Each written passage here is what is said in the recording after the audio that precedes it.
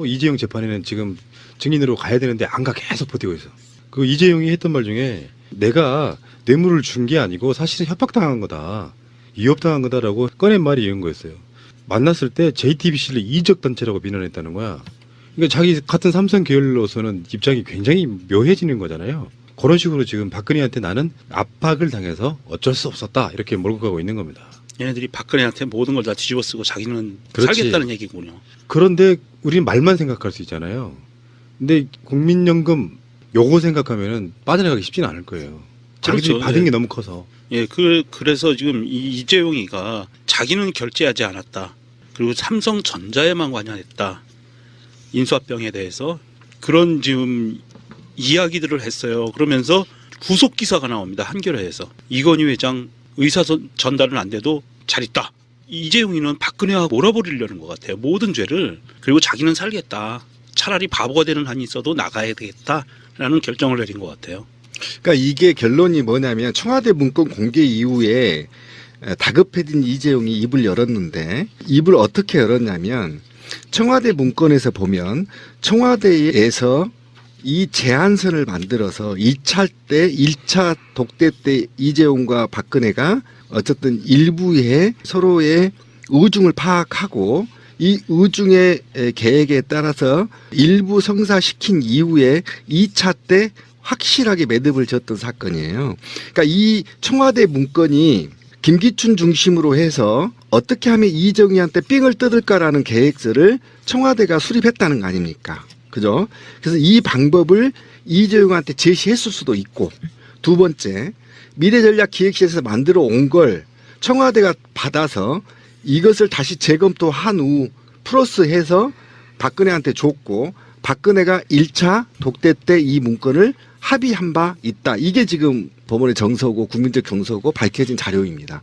그러면 이재용이 말하는 것이 뭐냐면 전문가들이 한 거 다 맞아요. 그러면 최대의 수혜자가 누구인 거냐? 이재용이잖아요. 뇌물 공여죄 맞잖아요. 이재용이 지금 다급해져서 입을 열었는데 그 이유는 청와대가 다 만들어서 하라 그래서 난 했어.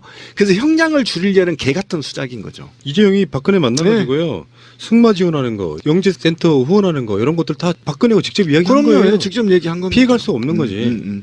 그런데 제가 볼 때는 이미 이게 형량 조정에 들어갔다. 저는 이렇게 보는 거예요. 왜 막판 지금 재판을 하려고 하는 입을 벌렸겠습니까? 그리고 이것이 청와대 문건이 나왔을 거잖아요. 그러면 재판부가 볼 때 아 이거 김기춘이 막 알아서 막 했네 이렇게 생각할 수 있겠죠. 그죠? 그러다 보니까 거기에 힘을 이재용이 몰아준 겁니다.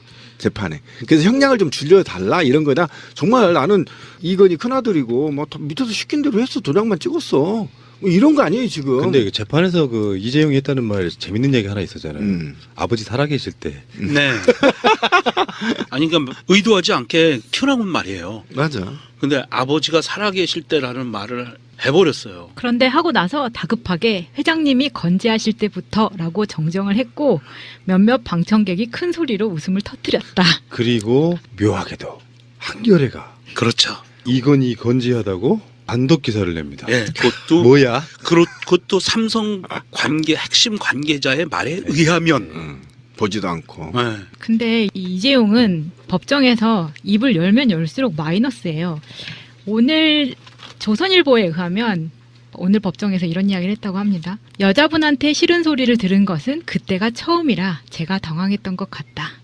여기서 나오는 여자분은 누구일까요? 박근혜입니다. 오. 그러니까 자기는 살아오면서 한 번도 아버님께 야단을 맞은 것 빼고는 야단 맞은 기억이 없대요. 홍라이한테 야단 안 맞았다는 얘기네요. 네. 왕자님 맞구만. 그런데 여기서 최지성 미래전략실장이 또 이렇게 이야기를 해요. 이 부회장이 야단을 맞았다고 하길래 박근혜한테 야단 맞았다고 하길래 야단 맞은 적이 없는 사람인데 진짜 야단 맞은 게 맞나 하는 생각이 들었다고 이렇게 얘기를 했다고 해요. 법정에서. 그러니까 그때 이 면담이 어떤 내용이었냐면 박근혜가 이재용한테 하나보다 승마 지원이 못하다라고 얘기를 해서 자존심이 많이 상했다고 해요. 그렇게 얘기하면서 이재용이 하나보다 잘하는 게 어려울 것 같지 않았다라고 이야기를 해서 또 한 번 방청석에서 웃음이 터져 나왔다고 합니다. 그러니까 의도치 않게 뭔가 하나도 디스를 하면서 아니 그럼 또 자백한 거네 그거? 박근혜한테 압박받는 거 자백한 거 아니에요? 우리가 뭐 지원을 하면 하나보다 우리가 못하겠어? 이런 얘기까지 한 거죠. 이건 야단 맞으면서. 이거는 이건희가 불행한 거라고 봐요. 그러면 지금 이건희가 죽었다는 거야, 살았다는 거야? 아들내미 이제 하나, 헷갈리네요. 아들내미 하나 있는 게 약간 좀 모자라. 모자라. 책장에도 있고.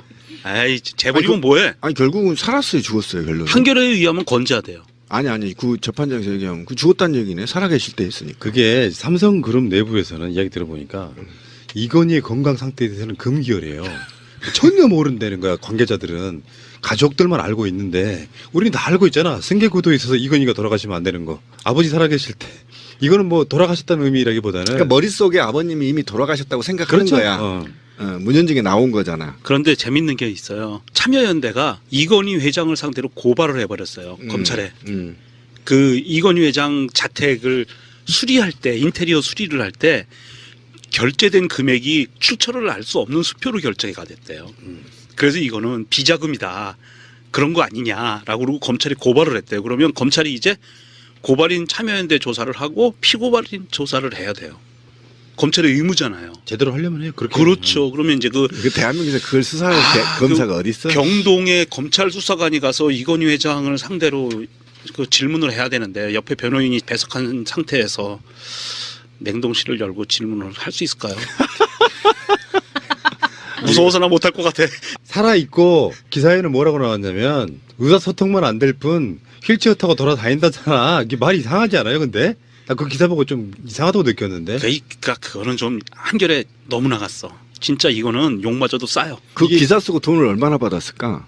청부받은 거지 한마디로 말해서.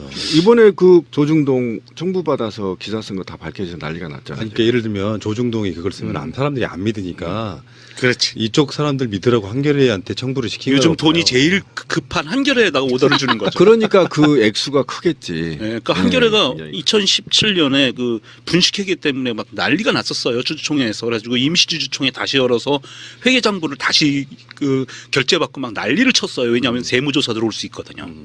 그런 와중에요. 돈이 급해요. 2016년도에다가 엄한 투자회사에다 돈 투자했다 다 날렸거든. 한겨레가. 돈이 많이 필요해요. 지금 이재용도 이혼하지 않았어요? 네, 이혼했죠. 아, 이혼했어요? 솔로로 살고 있어요, 오래전에.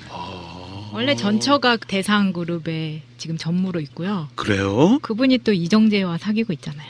아, 그럼 또 이재용한테 또 내가 좀 짠하네. 동지의식이 느껴지네. 외로 이재용은 다른 여자가 많아요. 아, 그래요? 제가 그럼 알기로는- 동지의식 안 느껴. 난 없어. 제가 알기로 일본 가서 재밌게 놀고 있다는 얘기를 많이 들어요. 같은 이혼남 입장에서 참 짠하다.